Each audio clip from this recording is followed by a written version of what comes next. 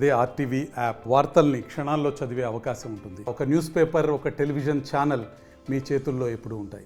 Breaking news చూస్తున్నాం మనం. దుబాయ్లో మరీనా టవర్స్ లో ఘోర అగ్ని ప్రమాదం చోటు చేసుకుంది. 67 అడుగుల 67 అంతస్తుల ఒక భారీ టవర్స్ లో ఈ అగ్ని ప్రమాదం చోటు చేసుకుని చూడండి. ఆర్టీవీ స్క్రీన్ పైన ఆ దృశ్యాలు మీరు గమనిస్తున్నారు. దుబాయ్లోనే అతి పెద్ద అగ్ని ప్రమాదంగా ఈ యొక్క అగ్ని ప్రమాదాన్ని చూస్తున్నారు. దుబాయ్ దేశంలో ఇటువంటి అగ్ని ప్రమాదం ఎప్పుడు కూడా జరగలేదు. 67 అంతస్తులు పూర్తిగా కూడా అగ్ని కిలల మధ్యలో ఎగిసిపడ్డాయి.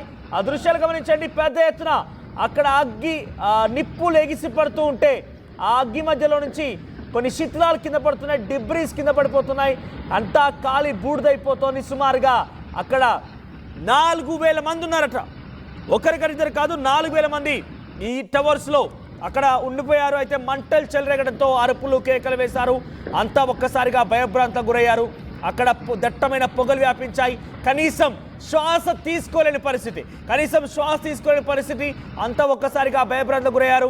అలారం అన్నీ కూడా ఒక్కసారిగా ఫైర్ అలారమ్స్ మొత్తం కూడా ఆగిపోయాయి, పని చేయకుండా నిలిచిపోయాయి. సుమారుగా 764 ఫ్లాట్స్లో ఈ 67 టవర్స్లో ఒక్కసారిగా అగ్ని కిలలు ఎగిసిపడ్డాయి. ఎటు వెళ్దామన్నా నో ఆప్షన్, దిగిపోద్దామన్నా no option. Emergency exits close అయిపోయాయి. మొత్తం అంతా కూడా అగ్నికి ఆహుతి అయిపోయింది. అయితే ఇక్కడ చాలా క్లియర్గా సివిల్ సెక్యూరిటీ అధికారులు అక్కడికి చేరుకున్నారు. సో ఫైర్ ఇంజిన్లు అక్కడికి చేరుకున్నాయి. అందరినీ సురక్షితంగా కాపాడారు. ఏ ఒక్కరికి కూడా చిన్న గాయం కూడా కాలేదు. 4000 మందిని సురక్షితంగా కాపాడగలిగారు సివిల్ డిఫెన్స్ టీమ్స్. సక్సెస్ఫుల్గా ఈ 67 అంతస్తుల ఈ భవనంలో మంటల్ని సుమారుగా 6 గంటల తర్వాత 6 గంటల వరకు కూడా ఆ రకంగానే మండుతూనే ఉంది. ఆ తర్వాత ఆ మంటల్ని మొత్తాన్ని కూడా ఆర్పేయగలిగారు. ఒక్కరికి కూడా ఒంటిపై చిన్న గాయం కాకుండా అందరినీ కిందికి తరలించారు. కొన్ని చిన్నగా కొంత పర్సన్స్ ఎవరైనా కనుక ఇమ్యూన్ డిఫిషియన్సీ తక్కువగా ఉన్నా, లేకపోతే శ్వాస తీసుకోవడానికి ఇబ్బందిగా ఉన్న వారందరినీ కూడా కొంత వెంటనే ఆసుపత్రి తరలించారు. సో సుమారుగా 1:30 అక్కడి టైమింగ్ ప్రకారంగా 1:35 తెల్లవారుజామున అక్కడి సమయం వరకు కూడా ఈ యొక్క మంటలు ఎగిసిపడ్డాయి. 1:44 పూర్తిగా మంటలన్నీ ఆర్పేయబడ్డాయి. 2 గంటల సమయానికి అందరినీ కూడా మెడికల్ అండ్ మెంటల్ టీమ్ అక్కడికి చేరుకున్నారు. 2:21 అందరినీ కిందికి తరలించారు. సో 2:30 కల్లా మొత్తం అంతా కూడా సెటిల్ అయిపోయింది. సో ప్రస్తుతానికి అక్కడ విషయం పైన ఏకంగా అటు పెద్ద ఎత్తున అక్కడి ప్రభుత్వాలు కూడా స్పందించాయి. సో దుబాయ్ మీడియా ఛానల్స్ కానివ్వండి, దుబాయ్కి సంబంధించినటువంటి వివిధ రంగాలకు సంబంధించినటువంటి అధికారులు కూడా స్పందిస్తున్నారు. To accommodate commuters during the disruption, the RTA activated a replacement shuttle bus service between the affected tram stations. The rest of the tram network remain fully operational. So present అక్కడ జరిగిన ఘటన పైన వారందరికీ కూడా సురక్షిత ప్రాంతాలకు తరలిస్తున్నామని చెప్తున్నారు. కానీ ఇప్పుడైతే సిచ్యువేషన్ కంట్రోల్లోకి వచ్చింది. 67 అంతస్తుల భవనం, 67 అంతస్తుల భవనంలో సుమారుగా 4000 మంది ఉన్నారు.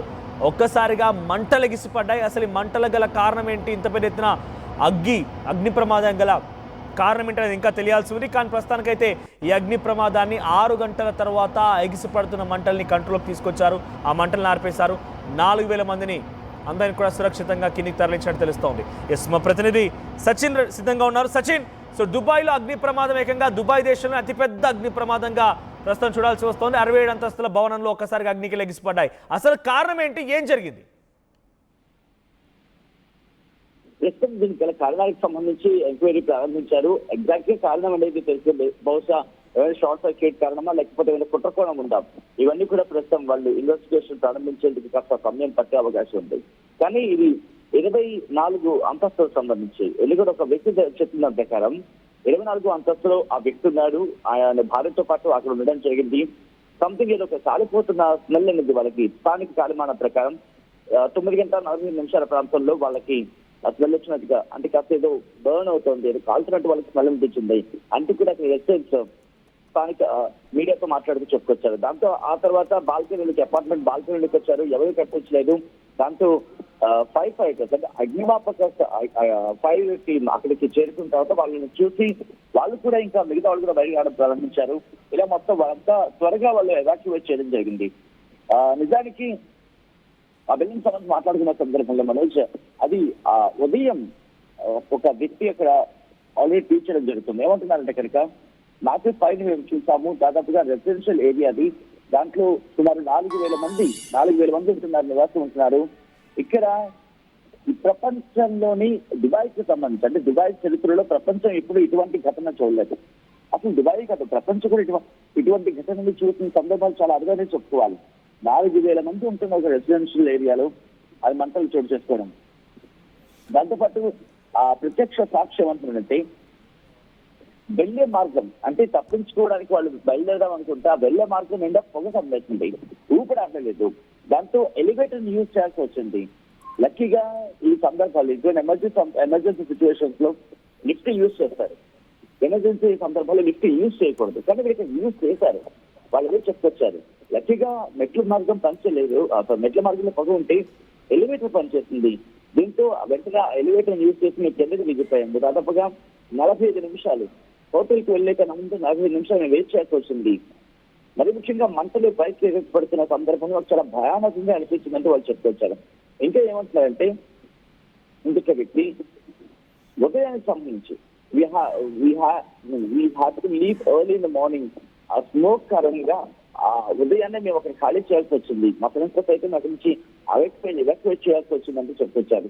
తర్వాత అలా కొంతకొకరు ఒక్కొక్క వర్షన్లు చెప్పుకుంటూ వచ్చారు. ఇంకొక ముందు అయితే ఎప్పుడైతే ఫైర్ అలారం సంబంధించి, అంటే అలారం మోగిందో వెంటనే పరుగులు పెట్టాం. రిమెంబర్ 28వ ఫ్లోర్ నుంచి వాళ్ళు కొంతమంది మెట్ల మార్గంగా పరుగులు పెట్టడం మొదలు పెట్టారు.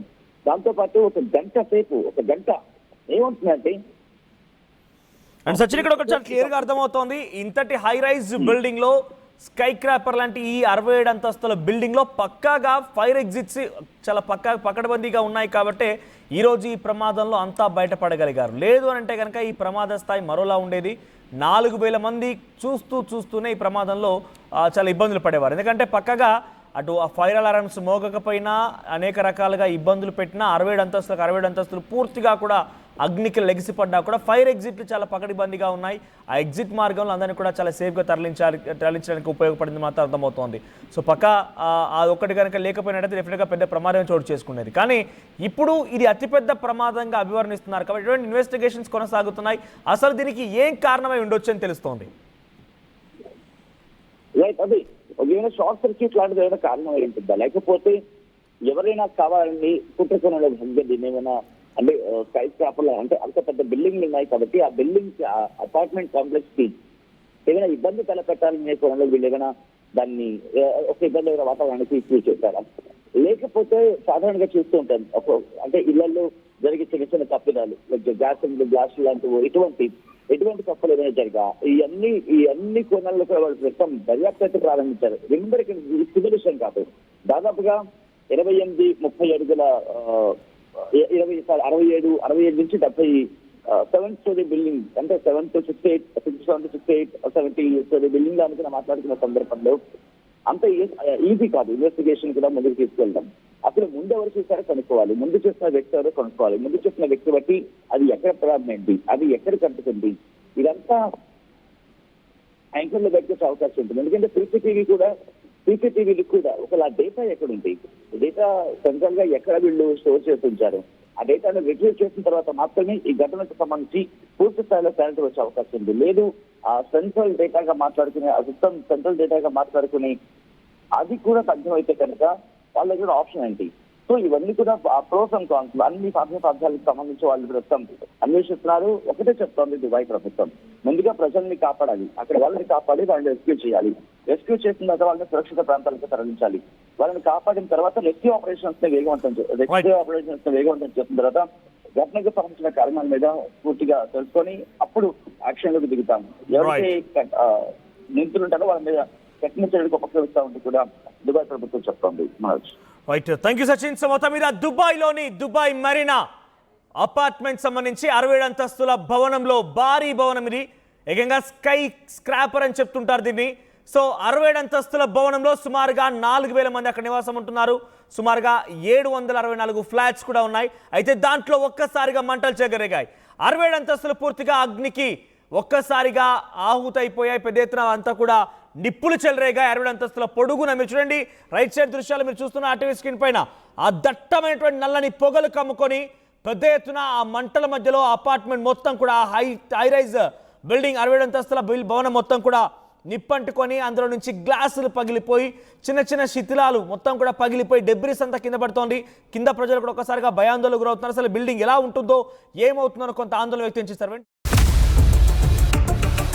ఇండియా పాకిస్తాన్ తాజా అప్డేట్స్ కోసం డౌన్లోడ్ చేసుకోండి RTV లైవ్ యాప్.